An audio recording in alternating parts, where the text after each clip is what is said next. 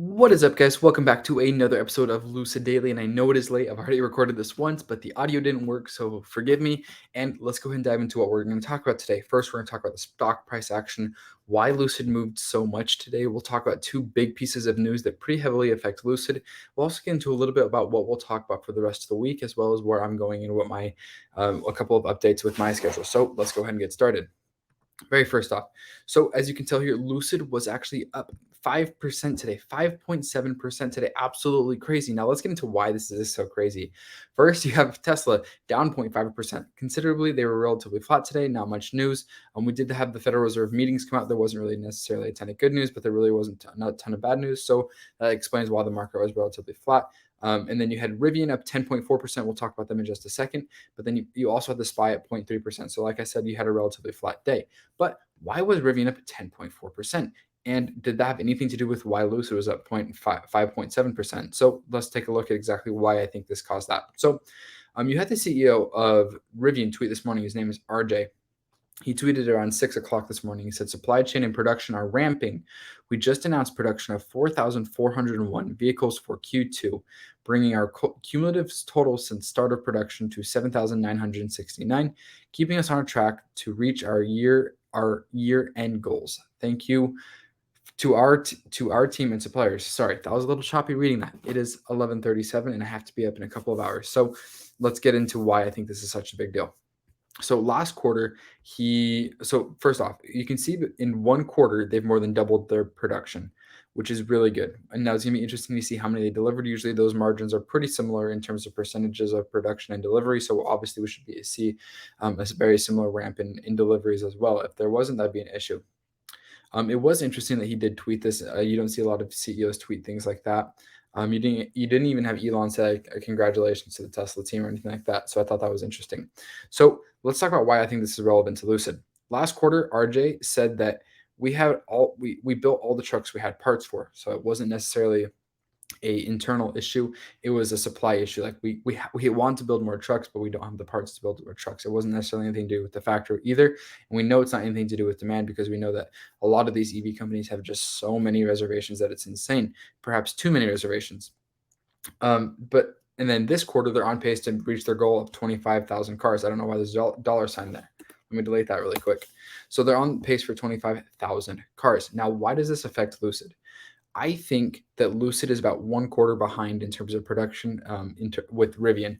And I said this last quarter, and I don't really have a ton of evidence with me at this moment, but I will in my time flying. I will try to look for as much evidence as possible to back up that claim. But I am convinced that Lucid is one quarter in behind in terms of production and deliveries that Rivian is.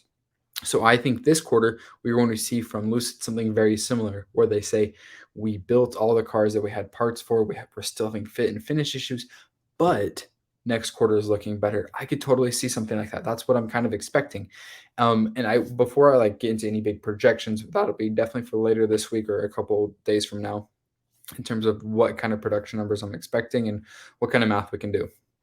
So next quarter is the quarter. So this quarter is going to be critical. Are they going to revise? If they don't revise, then they may be on pace for 25,000 cars, which will be absolutely incredible.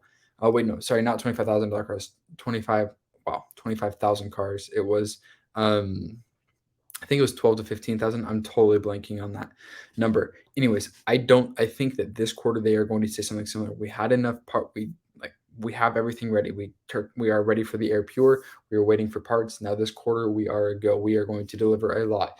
So that's what I'm really hoping for. Again, hope, as you guys know, that's the reason I started this channel, is not to go off of hope. And I will have numbers to back that up and statements and things that both CEOs have said.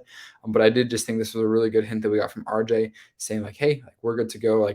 We're ramping up and think we're starting to get really healthy, which may actually be relatively bullish for the stock.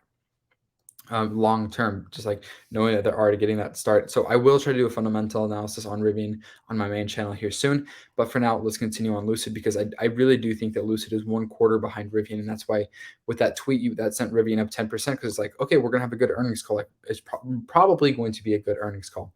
And then Lucid kind of just being hip to hip with Rivian. Like I said, I think they're about a quarter off in terms of production numbers. But it's hey, things are starting to lighten up a little bit in terms of shipping concerns, supply chain issues, and things like that. So even though the economy may not be in a good place, it does look like the shipping concerns are worrying. Now, what does kind of concern me is, will the Shanghai shut down for like a month and a half, 2 months? Will that be a lagging indicator? And will it take a while for that lockdown to catch up to us? We may we have a small little blip in the future in terms of supply chain crunches? I don't know. That's TBD. So keep that in mind. The next thing I want to talk about was just a really quick piece by Bloomberg. They did the top 5 greenest EVs on the market. And the first one, you had the Tesla Model 3, the long range version. They gave that a 74 rating. Then you had the Lucid Air that was a 70.5. Now, I don't believe they were able to test a Dream Edition, or maybe the Dream Edition is not as good as the Grand Touring because they only had showed 451 miles of range, or maybe it was a Dream Edition Performance and not a Dream Edition Range Edition. Wow, that's a mouthful. And then you have the Tesla Model S, then you have the Chevy Bolt EV, and then you have the Model Y. So you can definitely see that Tesla is doing very well, but it is really cool to see Lucid sneak in there. And it doesn't say like sedans or SUVs or things like that. Like they could have included trucks in this chart from what I understand. So it's interesting that Rivian's not in there as well. But Tesla obviously doing well, but it is neat to see Lucid creep into that spot. So I'm looking forward to getting more information, learning from Rivian, learning from Lucid, learning from Tesla in terms of what the EV market looks like. When a lot of people ask me, like, oh, like you talk so much about other EVs and it's Lucid Daily, like, why do you talk about other EVs? Like, this is the reason, is because the more we learn about these companies, the more it can affect Lucid. And obviously investors think so as well, because when Rivian was up 10%, that helped Lucid, it helped the smaller cap, it helped a similar size market cap company. You have Rivian at $26 billion here market cap and Lucid at a $30 billion market cap. I mean, those swing day to day. So super interesting. Okay, now for what will be happening over the next 3 weeks. So I will be traveling across the country and across Europe until August 1st. So I will continue to upload Lucid Daily every day. However, it may be at a different time. So definitely, if you haven't yet, consider subscribing. If you have not yet, click that notification bell, turn your notifications on. That way we can you'll get an update. It'll be the 24-hour period. Hopefully, I can get it within the market day. But if not, it'll be the 24-hour day of my current time zone. So just be aware, I'm not going to miss an episode unless something like catastrophic happens. It would take a lot for me to miss an episode at this point. It's 11:45, so let's hope I can get this video uploaded before the end of the day. But if you guys have not yet, consider subscribing. I appreciate you guys. If you guys are watching till now, it must mean that you actually really care about Lucid and Lucid Daily. There's a lot to learn. We have the earnings call coming up in a couple of weeks. We are learning things from other companies as we go. We know that Tesla had a record quarter in June, which hopefully just means like the supply chain issues are not an issue anymore, and those are easing up, because that was Lucid's biggest Achilles heel. Their biggest caveat was those supply chain concerns. After that, hopefully we can start to see more factories, more production, more announcements. There was a $25,000 car mentioned by a Lucid executive, I believe, today at a conference in the EU. So tomorrow I will do some research and figure out what exactly is going on there. But I hope you guys enjoyed this video and have a great rest of your evening, and I'll see you tomorrow. Thanks for watching.